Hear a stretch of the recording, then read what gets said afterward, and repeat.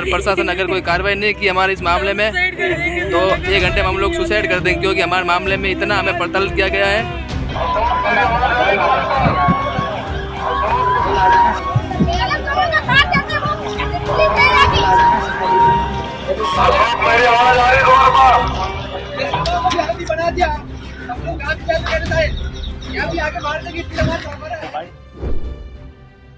न्याय के लिए टंकी पर चढ़ा दलित परिवार।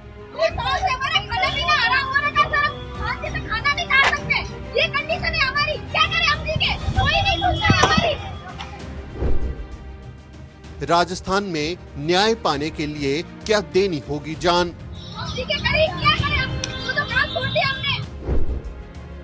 दलितों की कब्रगाह क्यों बनता जा रहा है राजस्थान। 1 घंटे में हम लोग सुसाइड कर देंगे, क्योंकि हमारे मामले में इतना हमें प्रताड़ित किया गया है। देश आजादी के 75 साल पूरे होने पर अमृत महोत्सव मना रहा है, लेकिन दलितों को न्याय पाने के लिए अपनी जान तक देनी पड़ रही है।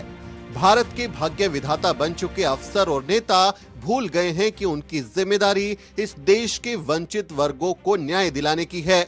आलम यह है कि सालों से न्याय के लिए दर दर की ठोकरें खा रहे दलित परिवार को आत्महत्या के लिए पानी की टंकी पर चढ़ना पड़ रहा है।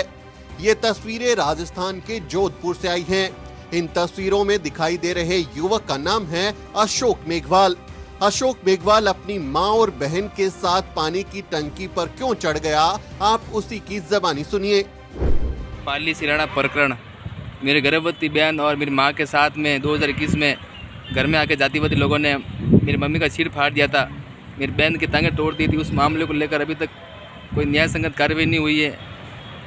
आरोपी लोगों के नाम केस से बाहर निकाल दिए और हमारे गवाह हमारे परिवार को झूठे मुकदमे में जिसमें एफआईआर लगी हुई उसमें आरोपी बना दिया, पूरे केस को बिगाड़ दिया। 2 साल से हम लोग गांव छोड़कर जोधपुर में रह रहे हैं। आज हम लोग रावण का सबूतरा या पानी की टंकी पर चढ़े हैं और प्रशासन अगर कोई कार्रवाई नहीं की हमारे इस मामले में तो 1 घंटे में हम लोग सुसाइड कर देंगे, क्योंकि हमारे मामले में इतना हमें प्रताड़ित किया गया है कि कोई कार्रवाई नहीं हो रही है। माननीय अशोक गहलोत जी, आप इस मामले को मदद करें हमारी, और जोधपुर के प्रशासन अधिकारी है इस मामले में संज्ञान ले। 1 घंटे में कार्रवाई नहीं होती हम लोग सुसाइड कर देंगे। जो भी सामाजिक कार्यकर्ता हैं जोधपुर की भीमसेना जो भी है इस मामले में हमारी हेल्प करे। मार्च 2021 में पाली जिले के सिराना गांव में अशोक मेघवाल और उनके परिवार पर जानलेवा हमला हुआ था। गांव के ठाकुरों ने अशोक, उनकी मां और गर्भवती बहन को बुरी तरह पीटा था। इस वारदात का वीडियो भी सोशल मीडिया पर वायरल हो गया था। मां का सिर फोड़ डाला गया, गर्भवती बहन के पैर तोड़ दिए गए। जान बचाने के लिए पीड़ित परिवार को अपना घर बार छोड़कर भागना पड़ा। बीते 3 साल से पीड़ित परिवार जोधपुर में किराए के मकान पर रह रहा है। राजस्थान के माननीय मुख्यमंत्री अशोक गहलोत जी के नाम पर ये मेरा एक अंतिम संदेश है।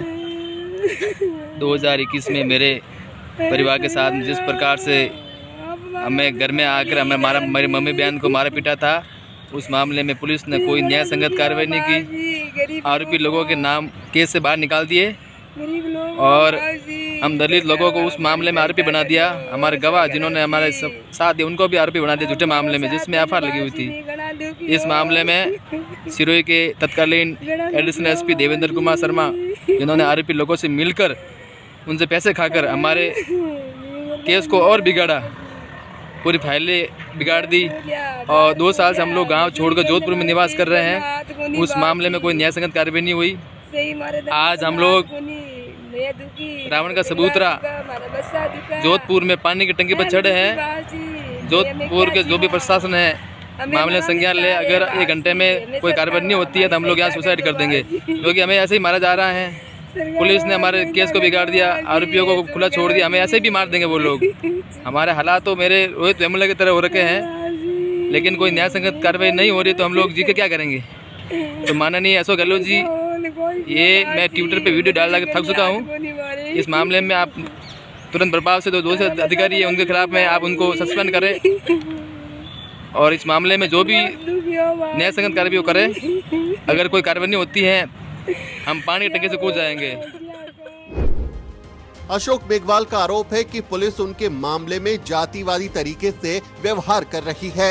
पुलिस आरोपियों को बचा रही है, उन्हें धमका रही है और केस के गवाहों के खिलाफ ही मामला दर्ज कर उन पर दबाव बना रही है। इन सब से परेशान होकर अशोक मेघवाल और उसका पूरा परिवार पानी की टंकी पर चढ़ गया और न्याय नहीं मिलने से परेशान होकर जान देने तक को तैयार हो गया।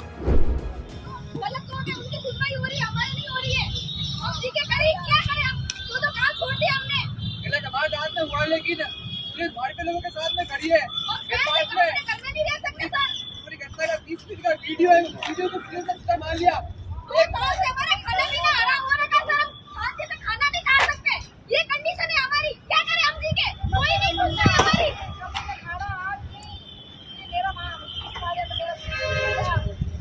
गलत लोगों का साथ देते वो कैसे पुलिस है यानी? आज 2 साल हो गए हम लोग गाँव छोड़ के दोस्त बैठे हैं ताकि मैं आपको मारे नहीं, लेकिन आज भी आरोपी तो बना दिया हमने और आरोपी लोग को मेरे गवाह को भी आरोपी बना दिया। हम लोग गाँव में जाकर कहते थे क्या भी आगे मार देंगे, दलित परिवार इस कदर लाचार हुआ तो जोधपुर प्रशासन भी हरकत में आ गया। पुलिस लगातार परिवार को समझाने की कोशिश करती रही। काफी देर तक बातचीत करने और पीड़ित परिवार को न्याय का भरोसा देने के बाद अशोक और उनका परिवार देर रात टंकी से नीचे उतरा।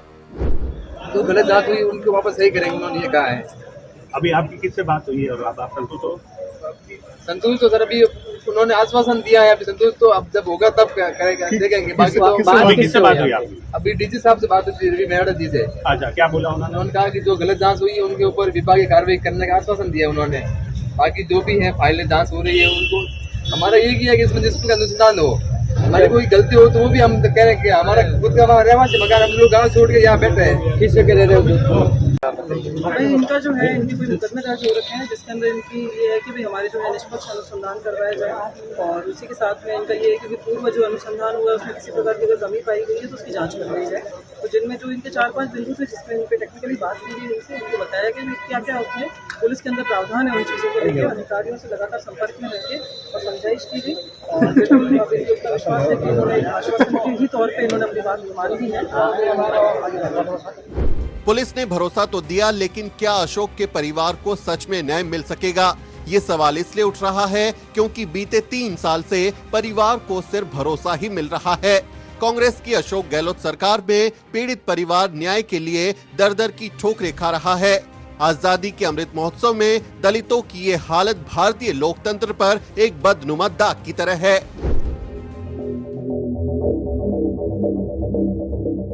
आंकड़े बताते हैं कि अशोक गहलोत के सीएम बनने के बाद राजस्थान में अनुसूचित जाति और जनजाति के खिलाफ अपराध लगातार बढ़े हैं।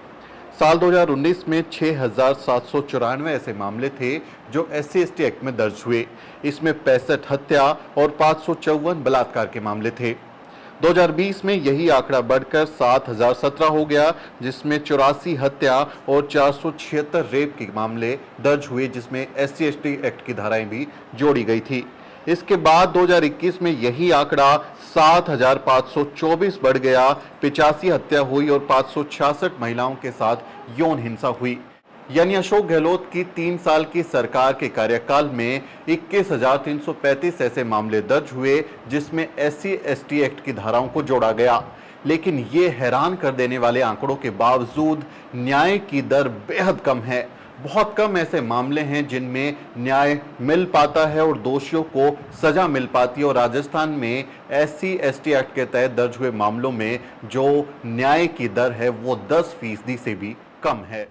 इस बारे में आपका क्या कहना है, कमेंट करके जरूर बताएं। अगर आपको हमारा काम पसंद है तो आप हमें सपोर्ट भी कर सकते हैं ताकि इस तरह की कहानियां हम आप तक पहुंचा सके। साथियों, अगर आपको द न्यूज वीक का काम पसंद है और आप चाहते हैं कि हम यूं ही अम्बेडकरवादी पत्रकारिता करते रहें तो हमारी आर्थिक मदद जरूर करें। आप अपनी स्क्रीन पर दिखाई दे रहे इस QR कोड को स्कैन करें और न्यूज वीक फाउंडेशन के खाते में अपनी दान की राशि भेजें। QR कोड के अलावा आप UPI के जरिए भी मदद कर सकते हैं। आप हमारी UPI ID newsweek@yes bank पर भी मदद भेज सकते हैं।